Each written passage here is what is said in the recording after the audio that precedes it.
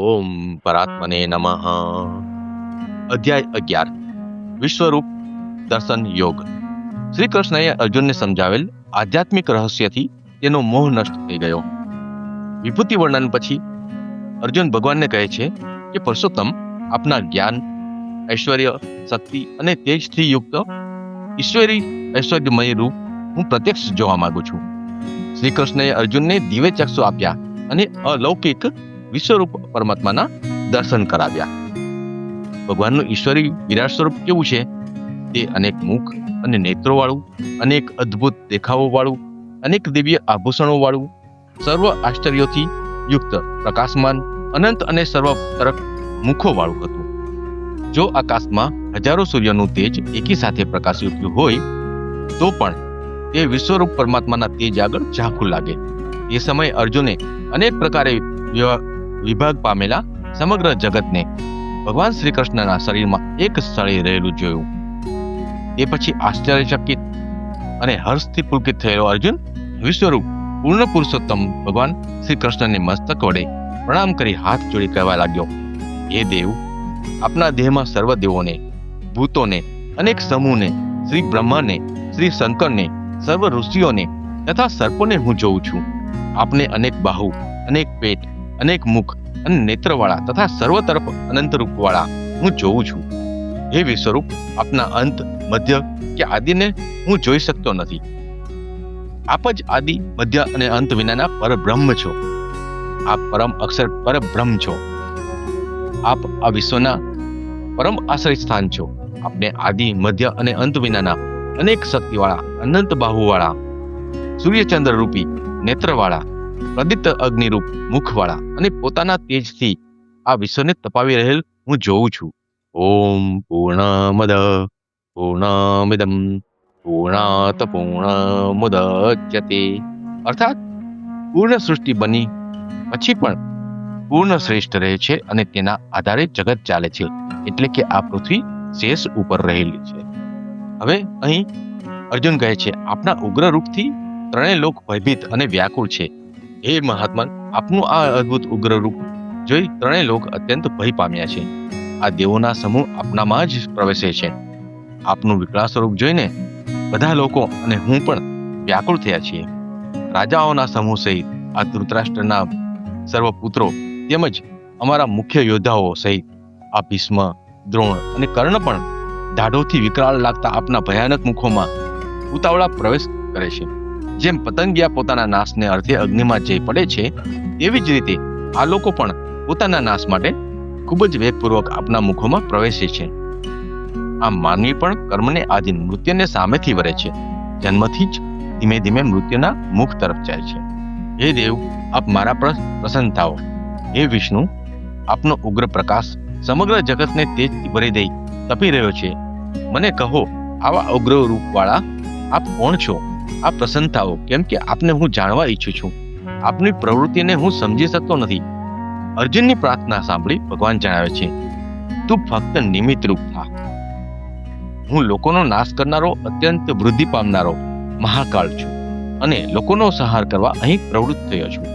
આ યોદ્ધાઓ તું લડીશ નહીં તો પણ નાશ પામશે. મેં આ સૌને પહેલેથી જ હણી નાખેલા છે. તું માત્ર નિમિત્ત રૂપ થા. દ્રોણ, ભીષ્મ, જયદ્રથ અને કર્ણને તેમજ બીજા યોદ્ધાઓને મેં પહેલેથી જ હણેલા છે. એમને તું હણ, વ્યથિત ન થા, યુદ્ધ કર. રણમાં તું શત્રુઓને જીતીશ. ભગવાને અહીં સ્પષ્ટપણે સમજાવ્યું છે કે કાળ કોઈને છોડતો નથી. સંસાર પરિવર્તનશીલ અને નાશવંત છે. આપણે નહોતા ત્યારે પણ જગત તેની રીતે ચાલતું હતું. આપણે છીએ તો પણ જગત એવી રીતે ચાલે છે અને નહીં હોઈએ તો પણ ચાલશે. પરમાત્મા આપણને જે ક્ષણે જે અભિનય કરાવે છે તે કરતા રહીને આપના મૂળ સાથે જોડાઈ રહેવાનું છે. હું જે પાત્ર ભજવું છું તે હું છું તેવા ભ્રમથી મુક્ત રહી પાત્રનું વળગન ન થાય તે બાબતે જાગૃત રહેવાનું છે. અર્જુન ભગવાનને સ્તુતિ કરે છે, હે અનંત દેવેશ્વર, સત અને અસત તમે જ છો. તેનાથી પર જે અક્ષર બ્રહ્મ સચ્ચિદાનંદ ઘન છે તે પણ આપ જ છો. આ વિશ્વનું પરમ આશ્રય સ્થાન છો. આપ વડે વિશ્વ વ્યાપ્ત છે. આપ જ વાયુ, યમ, અગ્નિ, વરુણ, ચંદ્ર અને બ્રહ્મ છો તથા બ્રહ્મના પણ પિતા છો. આપને ફરી ફરી નમસ્કાર. હવે એ ભૂલથી થયેલ અનાદર માટે ક્ષમા યાચના કરે છે. આપના આ મહિમાને અને સ્વરૂપને નહીં જાણનારા મેં ભૂલથી વિચાર્યા વિના આપ મારા મિત્ર છો એમ માની હે કૃષ્ણ, હે યાદવ, હે સખા એમ જે સંબોધીને કહ્યું છે. કુટુંબીઓ સખાઓની હાજરીમાં હસવા નિમિત્તે પણ મારાથી જે અનાદર થયો હોય તો તે સર્વ અપરાધો માટે આપ અપાર પ્રેમ વાળા આપની હું ક્ષમા માંગુ છું. આપ ગુરુ છો, આપ જ આ ચરાચર જગતના પિતા છો. ત્રણેય લોકમાં આપના સમાન બીજા કોઈ નથી. આપ અમારા અપરાધ ક્ષમા કરવાને યોગ્ય છો. હવે મૂળ સ્વરૂપે થવા અર્જુનની વિનંતી. પૂર્વે કદી નહીં જોયેલું એવું આપનું આ વિશ્વરૂપ જોઈ હું હર્ષ પામ્યો છું. તેમજ ભયથી મારું મન ઘણું ગભરાયું છે. માટે હે દેવ, મને આપનું પહેલાનું જ હે વિશ્વમૂર્તિ આપ તે જ ચતુર્ભુજ રૂપે પ્રગટ થાઓ. ભગવાને કહ્યું, અર્જુન, તારા પર અનુકંપા કરીને મેં યોગ શક્તિના પ્રભાવે આ મારું ઉત્કૃષ્ટ તેજોમય આદિ અસીમ વિરાટ રૂપ તને દર્શાવ્યું છે, જેને તારા સિવાય બીજા કોઈએ પહેલા જ નહોતું જોયું. અને પ્રસન્ન મન થઈને એ જ મારા શંખ, ચક્ર, ગદા, પદ્મધારી ચતુર્ભુજ રૂપ એ ફરીથી જો. મહાત્મા વાસુદેવે આમ કહીને પછી સૌમ્ય દ્વિભુજ રૂપ ધારણ કરી અર્જુનને ફરી આશ્વાસન આપ્યું.